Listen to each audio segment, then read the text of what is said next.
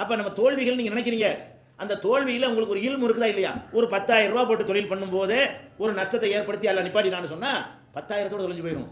அந்த பாடத்தை கத்துக்கிட்டு மர 1,00,000 போட்டா நம்ம பிரகாசிச்சிரும். அப்போ எந்த தோல்வியுமே தோல்வியே கிடையாது. தோல்வினா என்னது? ஒரு யூஸ் ஒரு பயன் இல்லாட்டி தானே தோல்வி. தோல்வியில காசு பணம் தோல்வியா இருந்தாலும் அனுபவம் கிடைச்சா அது லாபம். தோல்வி நீங்க சொல்லுவீங்க.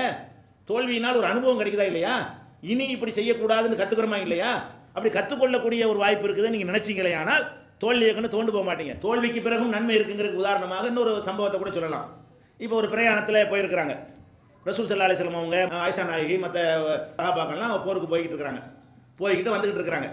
அப்போ ஒரு இடத்துல தங்கி இருக்கும் பொழுது ஆயிஷா நாயகி வந்து கழுத்தில் போட்டிருந்த ஒரு மாலை வந்து காணா போச்சு.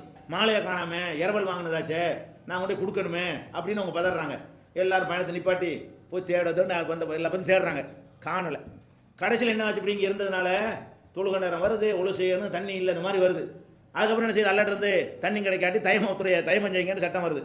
அப்போ பெருமாள் ஒட்டகத்தை எழுப்புறாங்க, எல்லாம் தயமஞ்சை தொழுது எந்திரிக்கிறாங்க. ஒட்டகத்துக்கு கீழே கிடக்குது, படுத்து கிடந்த ஒட்டகத்துக்கு கீழே எது கிடைக்குது? அந்த காணா போன மாலை வந்து கிடக்குது. அப்போ அந்த உசைது பின் ஹுதைர் என்ற ஒருத்தர் சொல்லுவார் ஆயிஷா நாய்கிட்ட, அபூபக்கருடைய குடும்பத்தாராகி நீங்கள் இந்த மாதிரி எங்களுக்கு இடைஞ்சல் பண்ணுற மாதிரி தெரியும், கடைசியில் பார்த்தா உங்களுக்கு ஒரு நன்மை தானே ஏற்பட்டிருக்குது. நீங்கள் இது மாலையை தொலைக்காட்டி தயமஞ்செய்யலான்னு ஒரு சட்டம் கிடைச்சிருக்குமா?